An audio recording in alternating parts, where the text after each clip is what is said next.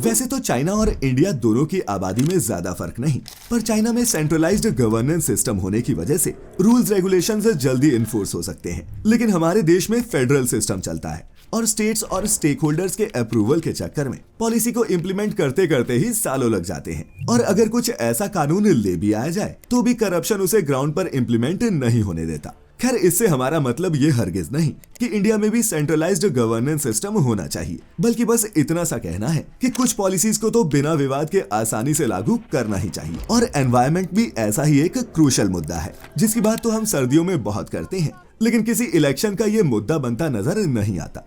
इसके अलावा इंडिया के पास फंडिंग और रिसोर्सेज भी काफी लिमिटेड हैं। जैसे हमने देखा कि चाइना ने पॉल्यूशन को मॉनिटर करने के लिए रियल टाइम मॉनिटरिंग और सैटेलाइट ट्रैकिंग सिस्टम इस्तेमाल किया, जो इंडिया के पास है ही नहीं। हमारे देश में पब्लिक अवेयरनेस भी एक बड़ी दिक्कत है। इसका अंदाजा आप आजकल सोशल मीडिया पर वायरल हो रही इस क्लिप को देखकर लगा सकते हैं। इसमें लोग यमुना नदी के पॉल्यूटेड पानी के झाग से बाल धो रहे हैं, छठ पूजा के सारे रिचुअल्स भी कर रहे हैं, या फिर यूं कहें कि करने को मजबूर हैं। असल में दोस्तों, हमारे पास एनफोर्समेंट एजेंसीज की सख्त कमी है जो इंडस्ट्रियल और व्हीक्यूलर पॉल्यूशन को स्ट्रिक्टली मॉनिटर कर सके। सरकार की लापरवाही का एक और सबूत ये है कि इंडिया का इकोनॉमिक मॉडल अभी तक फॉसिल फ्यूल्स पर ही निर्भर है, क्योंकि इंडस्ट्रियल ग्रोथ और एनर्जी नीड्स के लिए सस्ते फॉसिल फ्यूल की जरूरत पड़ती है, जबकि चीन अपनी इकोनॉमी काफी हद तक रिन्यूएबल्स पर शिफ्ट कर चुका है।